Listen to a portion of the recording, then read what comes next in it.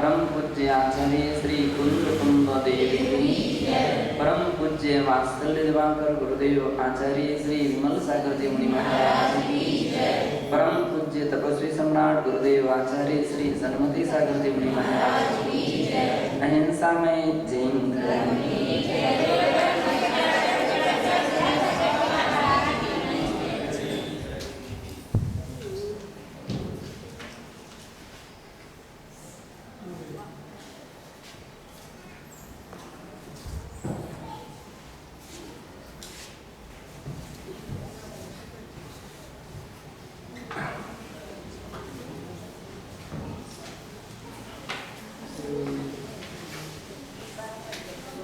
ऐसा समिति का व्याख्यान के पश्चात यहाँ अब संप्रति आदान निक्षेपण समिति स्वरूपम प्रस्तुयते। आदान निक्षेपण समिति का वर्णन प्रारंभ किया जाता है। धर्मावरोधिनां परानुपरोधिनां द्रव्याणां ज्ञानादि साधनानां ग्रहणे विसर्जने च निरीक्ष प्रमार्ज प्रवर्तनम् आदान निक्षेपण समिति। धर्मावरोधिनां अर्थात जो धर्म से अविरोधी है, धर्म विरुद्ध नहीं है, ऐसे द्रव्याणां द्रव्यों का, सामग्रियों का, ज्ञानादि साधनानां ज्ञानादि के साधन पुस्तक है, आदि से पिछी कमंडल आदि सामग्रियां हैं, इनके ग्रहण में और विसर्जन यानी रखने में जो निरीक्षा देख करके और प्रमर्ज्य प्रमार्जन करके जो प्रवृत्ति की जाती है, इसका नाम आदान निक्षेपण समिति है। तो देखना भी चाहिए और प्रमार्जन भी करना चाहिए। किसी वस्तु के रखने के समय और किसी वस्तु के उठाने के समय देख करके प्रमार्जन करके रखना उठाना, इसका नाम आदान निक्षेपण समिति है। नहीं माना, दोष माना जाएगा। मतलब मार्जन तो किया लेकिन बिना देखे किया, तो अपन पहले अतिचार पढ़ चुके हैं, अभी आगे भी आएंगे तो अतिचार है, तो देखना भी चाहिए, प्रमार्जन भी करना। उत्तम से मूलाचार की गाथा 14 में कहा है, प्राणवहिं संजमवहिं शौचवहिं अन्नमप्पमवहिं वा पयं ग्रहणिक्षेपो समिति आदान निक्षेपा।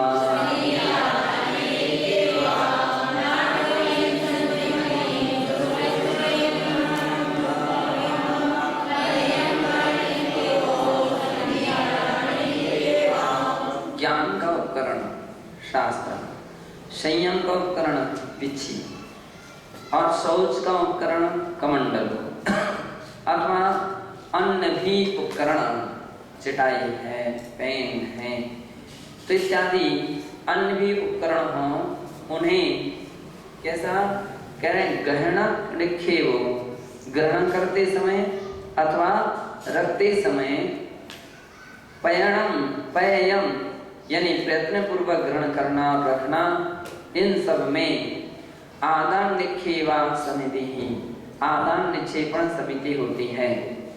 अन्यच्च तत्रैव विशदीकृतम, अन्य और भी कथन को उसी ग्रंथ यानी मूलाचार के 319 से 320वीं गाथा में विशद रूप से वर्णन किया है। वहाँ कहा है, आदान निक्षेपे आदाने निक्षेपे पड़िलेह्य चक्षुणा पमाज्जिजो दवं च दवठाणं संजं लब्धि सो भिक्खु।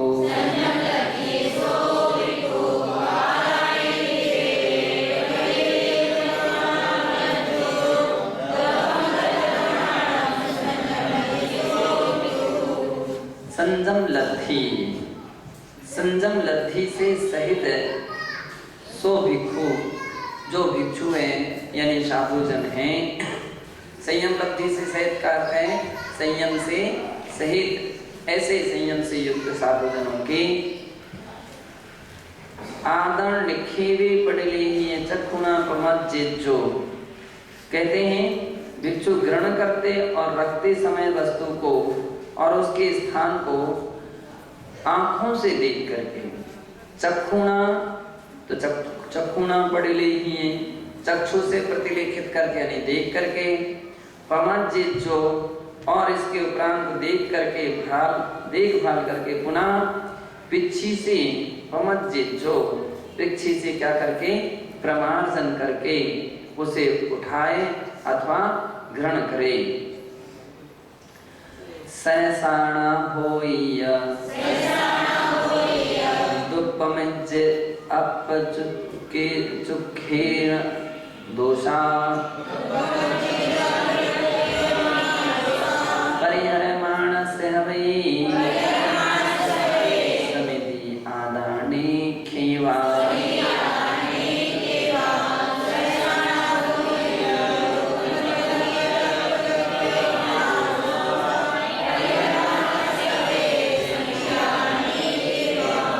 सहसा निक्षेप, अपन पहले तत्वार्थ में पढ़ेगा सहसा निक्षेप, किसी वस्तु के लिए शीघ्र ही सहसा रख देना, यानी अपनी भाषा में पटक देना, खड़े खड़े रख दिया या पटक दिया, उसको सहसा निक्षेप है। ये अतिचार है, ये क्या है? दोष है, सहसा निक्षेप। और क्या कह रहे हैं? अनाभोय्य, अनाभोगित अर्थात उसका बिना देखे बिना प्रमार्जन किए उस वस्तु को उठाना रखना, और दुष्प्रमज्य दुष्प्रमार्जित, तो दुष्प्रमार्जित मार्जन तो किया लेकिन जोर से झटकार दिया, इतनी जोर से झटकारा कि वो जीव ही खत्म हो जाए। साधुजन जटाई को झटकार नहीं सकते, प्रमार्जन तो कर सकते हैं, झटकार नहीं सकते हैं। हाँ, और इसी प्रकार से कोई भी दुपट्टा बताओ तो साधु मुनियों के पास तो कुछ है ही नहीं है ऐसा, तो झटकार सकते ही नहीं है। लेकिन आमतौर पर जैसे क्योंकि छोटे मोटे कोई बारीक चीज होगा, फटकारा जोर से तो उसी में ही खत्म हो सकता है। तो इसलिए वे क्या करते हैं? वे पीछे से तो मार्जन करते हैं, फटकारते नहीं। और फिर पीछे से भी मार्जन करना तो आसानता से करना, पीछे से भी फटकार करके और उसके जीवन को दूर नहीं करते। तथा अपच्चवीक्षणा दोषा, अप्रत्यय वीक्षित, बिना देखे किसी वस्तु को उठाना रखना इत्यादि दोषों को छोड़ते हुए परिहरमाण हवे, इन सब दोषों के परिहार करने वाले मुनियों के ही आदान निक्षेपा समिति हवे, आदान निक्षेपण समिति होती है। अत्रेदम विज्ञेयम, यहाँ इसको विशेष रूप से ऐसा जानना चाहिए कि व्यापारांतरम प्रत्युद्गत मनसा सहसा शीघ्रमेव वस्तुनः आदानादिकं सहसा दोषः। अन्य किसी काम में मन लगा हुआ हो तो तब सहसा शीघ्र ही किसी वस्तु को उठाना अथवा रखना, ये सहसा दोष है। उपयोग कहीं दूसरी जगह हो, वस्तु को अपने रख दिया, वस्तु को उठा लिया और ध्यान उपयोग वगैरह किसी दूसरी दिशा में लगा है, तो ये पहला एक दोष माना गया।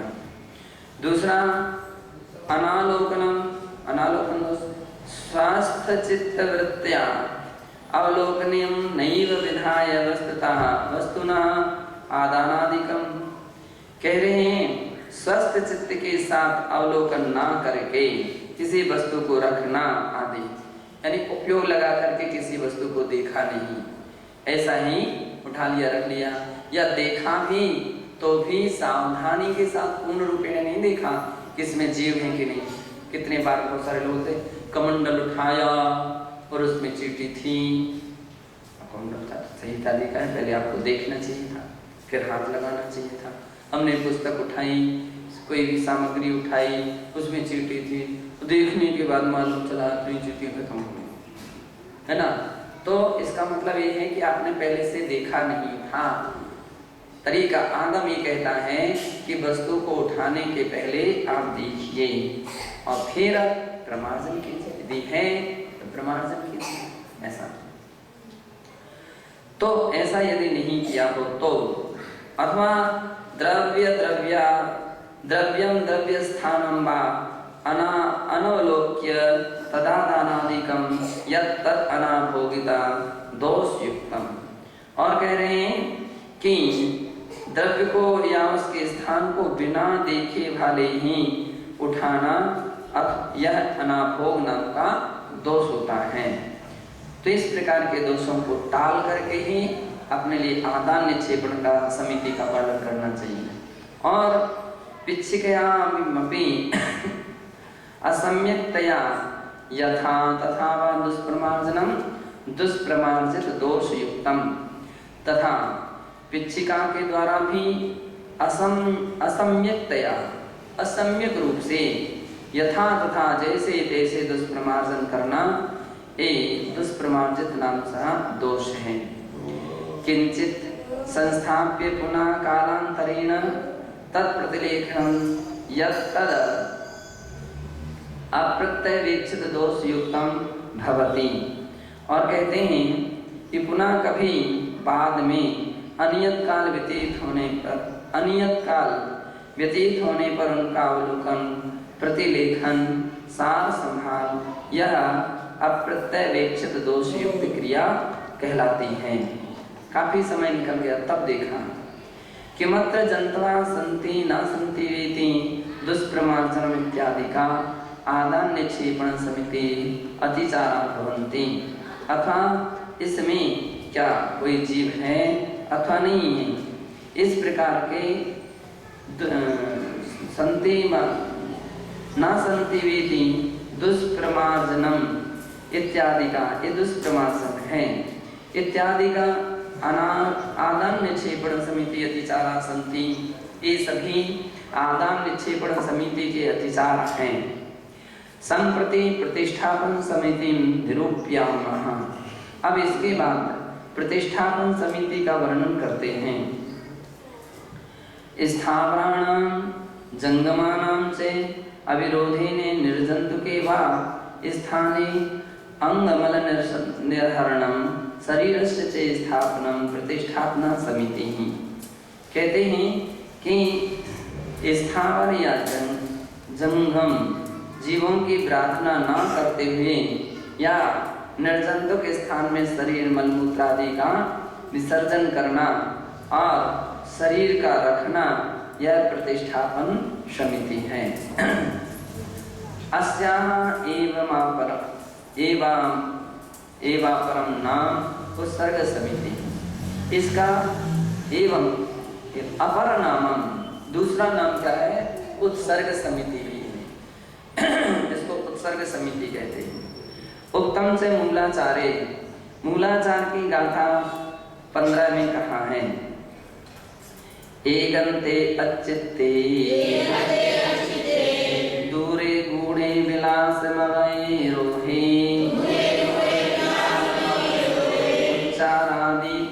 उच्चारादिच्चावो पदिठावणिया हवे समिति।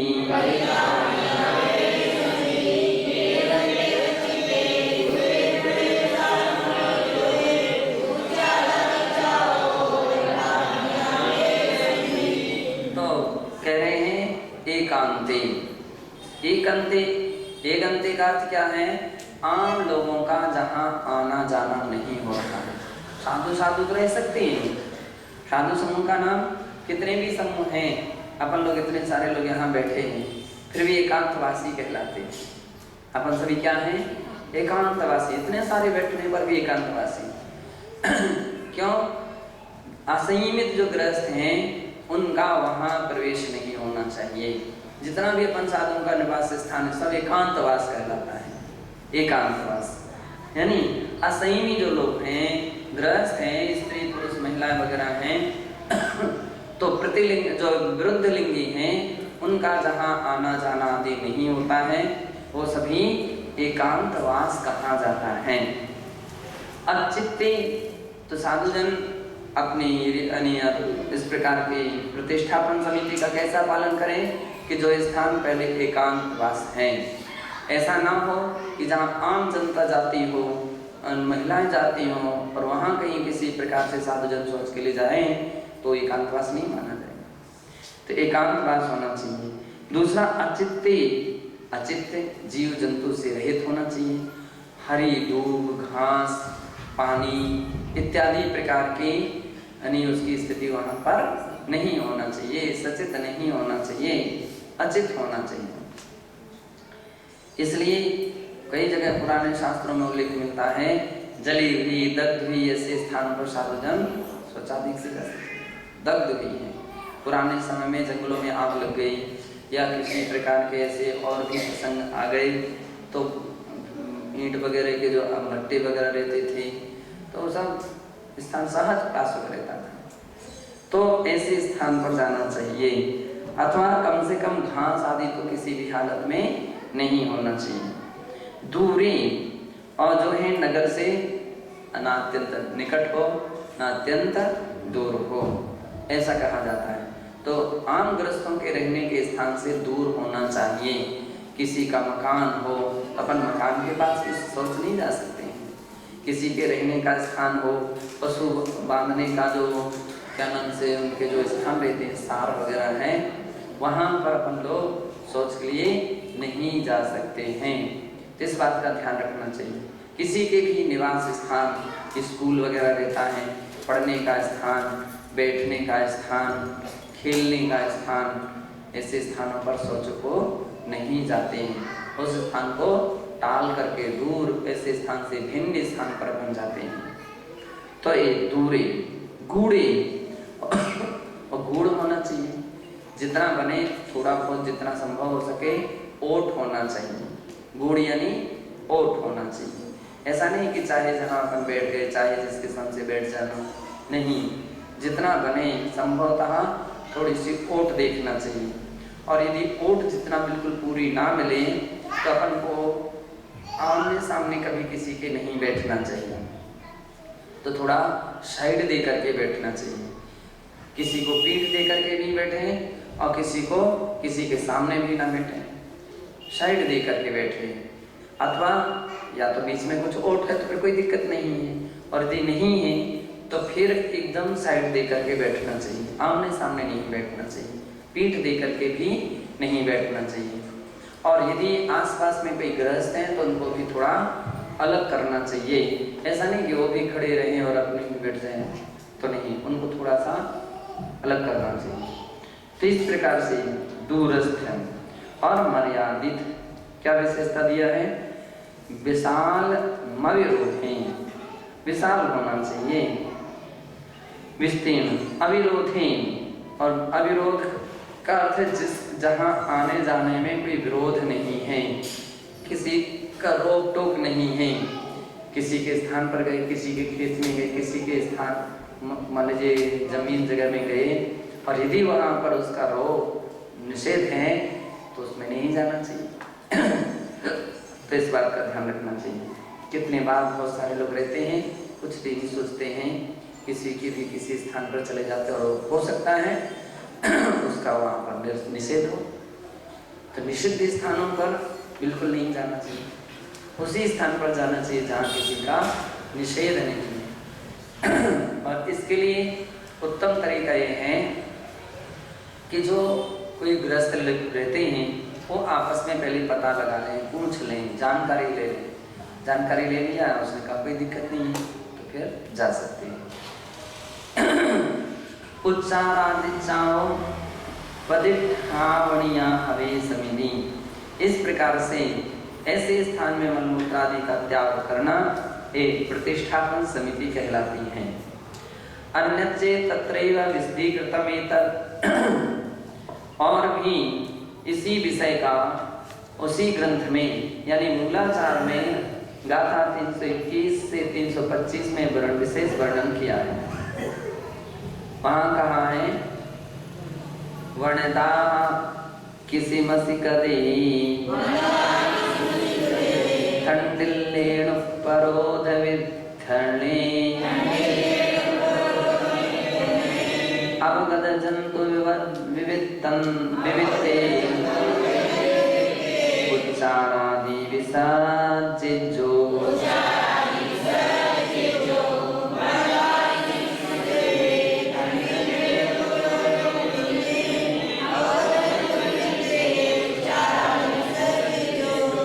वर्णदाः किसी मसी कदे ठंडिल्ले उपरोध वित्थर्णी अर्थात दावानल की अग्नि से जो स्थान जला हुआ है अथवा हल से या अग्नि आदि से जले हुए जो बंजर स्थान है, हल जिसमें जल चुका है, जोत चुका है जमीन को, वह अथवा जले हुए अन्य स्थान, बंजर स्थान विरोध रहित, कैसा अविरोधी, विरोध से रहित, हिंसा की संभावना से रहित और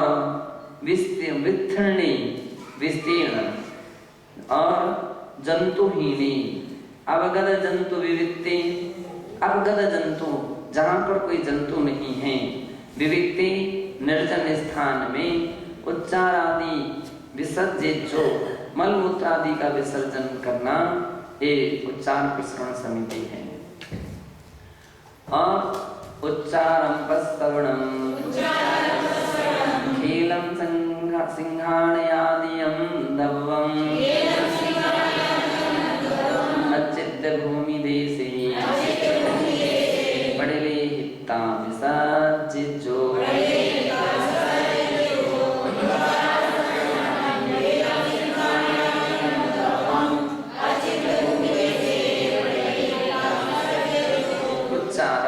मल कहते हैं। पस्तवणी मूत्र खेलम, खेल कफ असिंहाणय नाक का मल आदि वस्तु को कैसा अचित्तम भूमि देशे, जो अचित्त भूमि प्रदेश है ऐसे स्थान पर ही कैसा पड़लेता विसर्जित जो प्रतिलेखन करके विसर्जन करना चाहिए। कभी कभी ऐसा देखा जाता है, कभी किसी छत पर कोई व्यक्ति है, किसी मंजिल पर है, अब कप है, थूकना है, नाक का मल विसर्जन करना है, तो ऊपर से ही नीचे तक, तो मार्जन कैसे हो सकेगा? मार्जन हो ही नहीं सकता है। तो कम से कम इतना तो ध्यान रखो कि एकदम ऊपर से नीचे तक नहीं हो सकता, कोई व्यक्ति भी, कोई प्राणी भी निकले और उसके ऊपर, तो इसलिए उसके लिए चाहिए कि जो उचित स्थान है वहाँ पर ही मल विसर्जन इस प्रकार का होना चाहिए। और खड़े खड़े बिना मार्जन के, बिना उसके ऐसे थूकते चले जाते हैं तो नहीं, पहले मार्जन कीजिए, देखिए तो सही है ना, और देख करके ऐसे स्थान का मार्जन करके फिर इस प्रकार का मल विसर्जन करना चाहिए। तब कहीं उस समिति सम्यक प्रकार से पालन हो सकती है। चलते फिरते थूकते चले जाते हैं तो बिल्कुल गलत है, ठीक नहीं। तथा बीच रास्ते में चलते फिरते मार्ग में तो बिल्कुल कभी कपादी आ जाए तो भी साइड में अपन को उसको मल दूर करना चाहिए, लेकिन रास्ते में चलते बीच रास्ते में नहीं करना चाहिए। कोई थूकना हो, नाक का मल विसर्जन करना हो तो भी साइड का स्थान पकड़ना चाहिए, ना कि चलते बीच रास्ते का। तो ये उच्चार प्रसरण समिति है।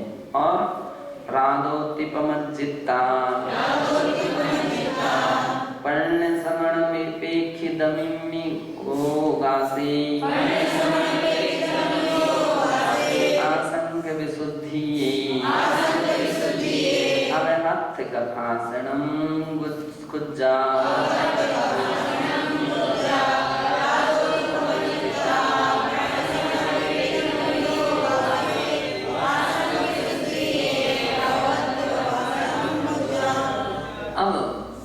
कहीं रात्रि में ऐसी प्रसंग आ जाए तो क्या करें?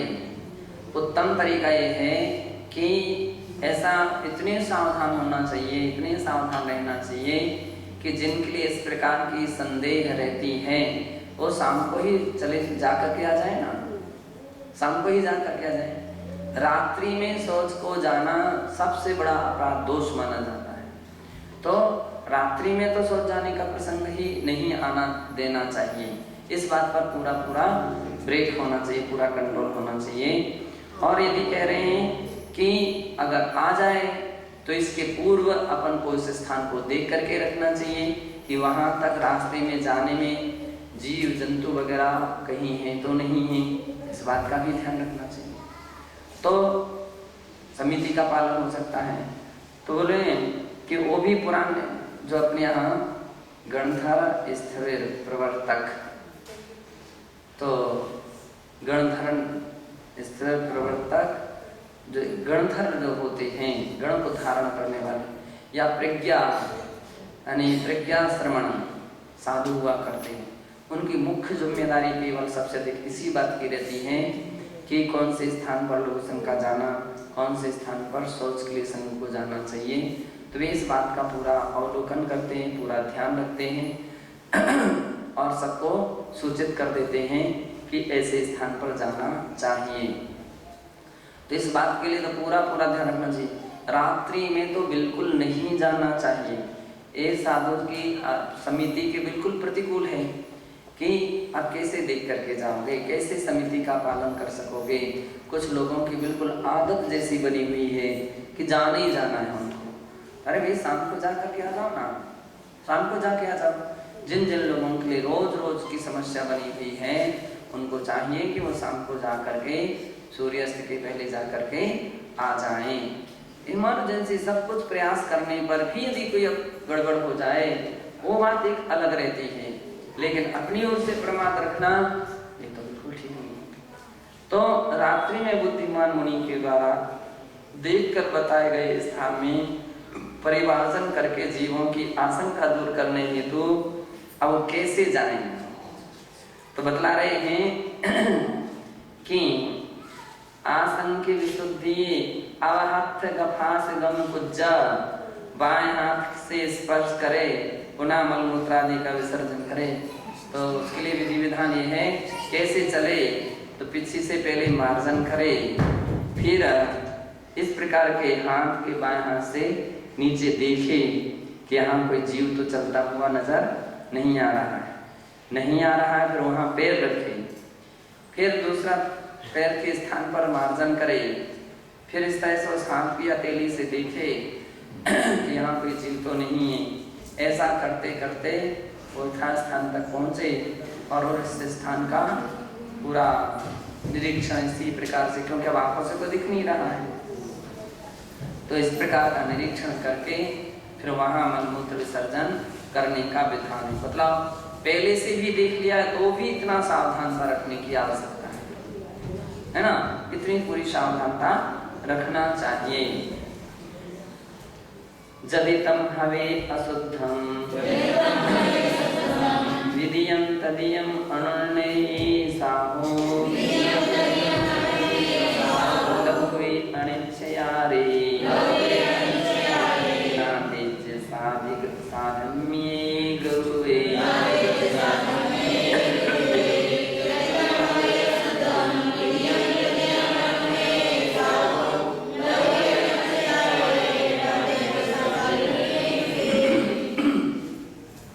यदि वो स्थान अशुद्ध है, जदितम हवे अशुद्धम, तो फिर विधियम तदियम अनन्ये साहो, साधु किसी दूसरे और तीसरे स्थान की अनुमति दे रही। भाई वो स्थान ठीक नहीं है तो आप वहाँ जाओ, तीसरे स्थान पर जाओ। और यदि लघुवे अनिच्छयारे, जल्दी में किसी की इच्छा के बिना अशुद्ध स्थान में मुनि को मल मूत्र आदि का त्याग करना पड़ जाए तो उस समय धर्मात्मा मुनि को वो आचार्य बड़ा प्रायश्चित नहीं देते हैं। ना तेज साधम्ये गुरुवे, गुरुवे यानी बड़ा प्रायश्चित नहीं होता है, उसका सामान्य प्रायश्चित होता है, क्योंकि कुछ काम अपरिहार्य कहे जाते हैं। अपरिहार्य परिस्थिति है। अब कुछ जिसके विषय में कुछ कहा नहीं जा सकता है, सोचा नहीं जा सकता है, तो उसके लिए लघु प्रायश्चित दिए जाते हैं। परिठवणा समिदीवीय तेनेव कमीण वर्णिदा होदी बोसरा निजं दवंतु थंडले बोसरंतस्य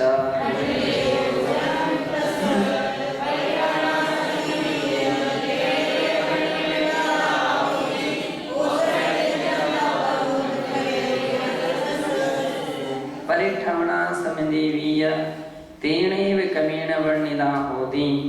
त्याग करने योग्य मलादि को अचित स्थान में त्याग करते हुए मुनि के उसी क्रम से बोसरणिजं दवंतु ठंडले बोसरंतस्य, क्या बोले हैं, इस ठंडिल जो अचित स्थान है उसमें त्याग करते मुनि के जो इस समिति प्रतिष्ठापन समिति हुआ करती है। प्रतिष्ठापन समिति पालन तत्पराः श्रमणो नख रोम सिंहाड़क निष्ठीवन शुक्रोच्चार पश्रवण शोधने देह परित्यागे च विदित केश काल देश कालो जंतुपरोध मंत्रेण प्रयतते। प्रतिष्ठापन समिति के पालन में तत्पर श्रमण देश काल को जान करके नख यानी नाखून, रोम और रोम यानी केशवन शादी करते हैं तो जो बाल आदि हैं उनके लिए चाहे जहाँ छोड़ दिया ऐसे ही रख दिया नहीं, उसके लिए तरीका है कि कौन से स्थान पर उसको छोड़ें, जो अचित स्थान है वहाँ पर छोड़ना चाहिए। तो रोम और नख, सिंहाड़क नाक का मल, निष्ठीवन और निष्ठीवन थूक आदि, कफ आदि है ना, इसी प्रकार से और शुक्र आदि मल मूत्र या देह परित्यागे, किसी की संलेखना समाधि हो जाती है तो उसके शरीर आदि को भी कैसे स्थान पर रखा जाता है, जो अचित स्थान है। ऐसे स्थान पर प्राचीन काल में साधु जन जंगलों में उस शव को विसर्जन करते थे। इत्यादि परित्यागे विदित देश कालो जंतु परोध मंत्रेण प्रयतते, अर्थात इन सब बातों को ध्यान में रखते हुए जिसने पहले से ही देख लिया है, जान लिया है, विदित देश काल, अच्छी तरह से देश को और काल को जान लिया है, जंतु प्रोध मंत्रेण, और जहाँ किसी प्रकार के जंतुओं को पीड़ा ना हो ऐसे स्थान पर प्रयत्न करते हैं। काय भूम्यो रसोधनम मल संपाददेशस्य सम्यक्तया अनवलोकनम इत्यादि का प्रतिष्ठापना समिति अतिचारः। शरीर व भूमि प्रदेश का शोधन ना करना, मलमूत्रादि जहाँ छेपण करना हो उस स्थान का सही तरह से देखभाल नहीं करना इत्यादि प्रतिष्ठापना समिति के अतिचार हैं। इत्यादि प्रकारेण परिणममाणस्य व्रत समिति पालन दंड त्याग इंद्रिय जयादिषु परिणतस्य उपयोग युक्तस्य श्रवणस्य। इस प्रकार से व्रत समिति के पालन में, दंड के त्याग में, इंद्रियों के जय में, परिणत और उपयोग युक्त जो श्रवण है उसके नियमा नियमता स्वतः निस्संदेहेन वा, अर्थात स्वतः संदेह रहित संयम धर्मो हवे, संयम धर्म तम संयम धर्मो अनुष्ठानो अनुष्ठितो भवति थी, उसके ही संयम धर्म का अनुष्ठान होता है ऐसा जानना चाहिए। उपर्युक्त संयम धर्म स्वरूपानुसारमेव स्वामी के कार्तिकेय अनुप्रेक्षा ग्रंथे भृतम आस्ते हैं। उपर्युक्त संयम धर्म के स्वरूप के अनुसार, स्वरूप के अनुरूप ही स्वामी कार्तिकेय अनुप्रेक्षा ग्रंथ में गाथा 399 में ऐसा कहा है, जो जीव रक्षण परो गमना गमनादि सर्व कज्जीसु छेदम पिन इच्छति भवे तस्य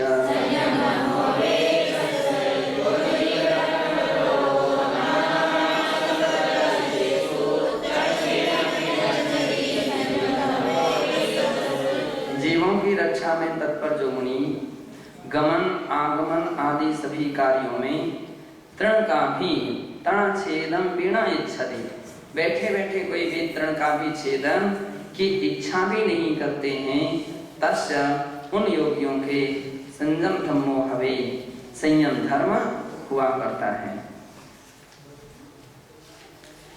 अत्रयं विशेषः, इसका विशेष अर्थ है कि संयमो द्विविधा, दो प्रकार का संयम होता है। उपेक्षा संयम अभ्रत संयमश्च, एक का नाम उपेक्षा संयम है, दूसरा का नाम अभ्रत संयम है। एत्यो एव क्रमेण सनाचारित्रं वीतराचारित्रं चेति नाम्नो वर्तते, इनके ही क्रम से सनाचारित और वीतराचारित ये दो नाम होते हैं। तत्रोपेक्षा संयमिनां तो पुस्तक कमंडलु प्रभृति उपकरणानि भवन्ति ते एकांतो निष्प्रहा, कह रहे हैं उनमें उपेक्षा संयमी जो जीव हैं उनके ना पुस्तक कमंडलो प्रभृति उपकरणानि भवन्ति, पुस्तक कमंडल इत्यादि उपकरण नहीं होते। अभ्रत संयम उत्कृष्ट संयम होता है, उनके लिए इस प्रकार की सामग्री की आवश्यकता नहीं होती है। इसलिए कई जगह ग्रंथ में ना तीर्थंकरों के लिए पीछे कमंडल आदि की कोई आवश्यकता नहीं पड़ती है। कहीं उल्लेख है कि वो धारण करते हैं। ते एकांत तो निष्प्रहा, वे नियम से निष्प्रह होते हैं। अतो वायु उपकरण निर्मुक्ता, इसलिए वायु उपकरण से रहित होते हैं। किंच अभ्रत संयमस्यैव इंद्रिय संयमा प्राणी संयमश्चेति दो भेदो, और आचार्य महाराज कह रहे हैं कि जो अभ्रत संयम के धारी हैं वे उनके इंद्रिय संयम और प्राणी संयम में दो प्रकार के भेद होते हैं। एक इंद्रियादि प्राणी पीड़ा परिहारः प्राणी संयम, एक इंद्रियादि प्राणियों की पीड़ा का परिहार करना ये प्राणी संयम है। तथा शब्दादिषु इंद्रियार्थेषु रागादि राग अनभिसंगः इंद्रिय संयम, और शब्दादियों में इंद्रियों के जो अर्थ हैं यानी विषय हैं उनमें राग का अनभिसंगः अर्थात उस राग का नहीं होना, इसमें इंद्रिय संयम होता है। प्राकृतपन संग्रह संयम स्वरूपम सार रूपेण निरूपितम, प्राकृत संग्रह नामक ग्रंथ के पहले अध्याय के 128वीं गाथा में कहा है, सगवर्ण जीव हिंसा अट्ठांगी सिंधियस दोषाय ते हिंतो जो विरो भावो सो संजमो भणियो।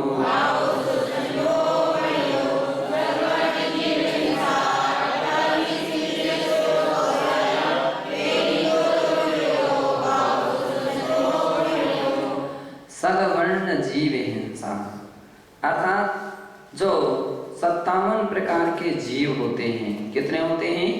57 प्रकार के जीव समूह होते हैं, यानी 57 जीव समास। कितने हैं? 57 जीव समास। उनकी हिंसा से व्रत होना तथा 28 इंद्रियस्य दोषाय, इंद्रियों के 28 विषय होते हैं, सामान्य तौर से 27 और एक मन का, ऐसे 28। 27 कौन कौन से हैं? स्पर्श इंद्रिय के, रसना के, घ्राण के, चक्षु के और कर्ण के, कितने हो गए? 27 और एक मन, कितने हो गए? 28। इस प्रकार से ये 28 प्रकार के दोष, तीन तो जो विरोह, इनसे जो विरक्त होता है, भावों सो संयमो भणियो, इस प्रकार से उनसे वृत्ति के जो भाव हैं उसे भाव संयम कहते हैं। ऐसे वृत्ति भाव का होना संयम कहलाता है।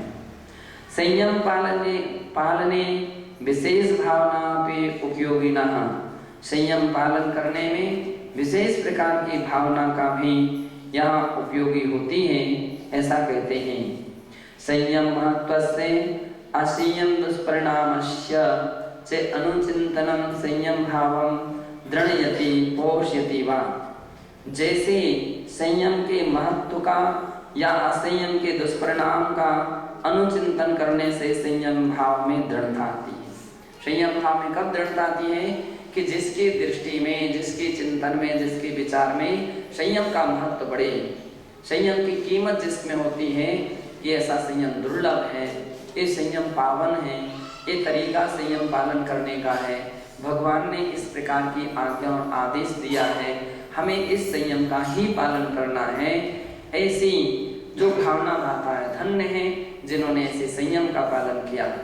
तो इत्यादि उस संयम का महत्व जिसकी दृष्टि में है और असंयम के दोष का जिसमें चिंतन होता है कि असंयम का परिणाम क्या निकलता है, असंयमी व्यक्ति दुर्गति का पात्र होता है, असंयमी अनावश्यक नाना प्रकार के पाप कर्म करता है, अनेक प्रकार के कर्मों का आश्रय करता, कर्मों को बांधता है और इस लोक में और परलोक में भी दुख उठाता रहता है। इत्यादि प्रकार से असंयम के विषय में उसके दुष्परिणाम का चिंतन करने वाले व्यक्ति का संयम भाव क्या हो जाता है, दृढ़ रहता है।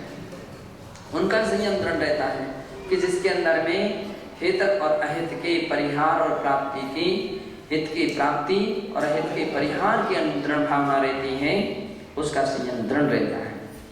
पद्मनंदी पंचविंशतिका ग्रंथे चे भावनी संरूपिता। पद्मनंदी पंचविंशतिका ग्रंथ के पहले अध्याय के 97वें छंद में ऐसा कहा है, मानुष्यम किल दुर्लभम भवभृतस् तत्रापि जात्यादयः तेष्वेवाप्तवचा श्रुति स्थिरता तस्यास्य दृग्बोधने प्राप्ते ते अति निर्मलेऽपि परम् स्यातां नयेनोज्झिता ते स्वरमोक्षैकफलप्रदे स च कथं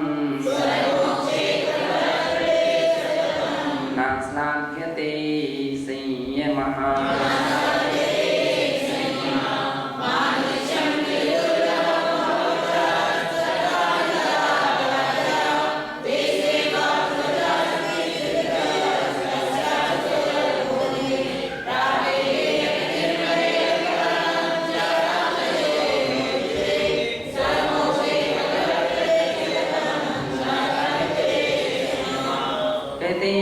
मानुष्यम किल दुर्लभम, मनुष्य जीवन क्या है, दुर्लभ से दुर्लभ है चेतन, है ना, ये दुर्लभ है, मनुष्य जीवन का पाना दुर्लभ है।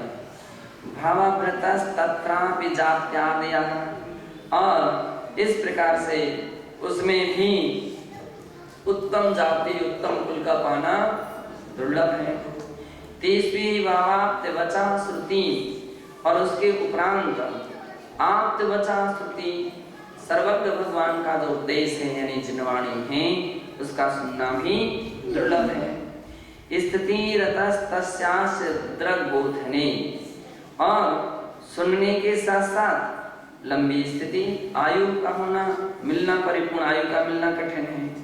फिर दृग्बोधने, उसमें सम्यक दर्शन और सम्यक ज्ञान की प्राप्ति अति निर्मले, उसकी सम्यक दर्शन ज्ञान की प्राप्ति होना भी अति निर्मल यानी दुर्लभ है।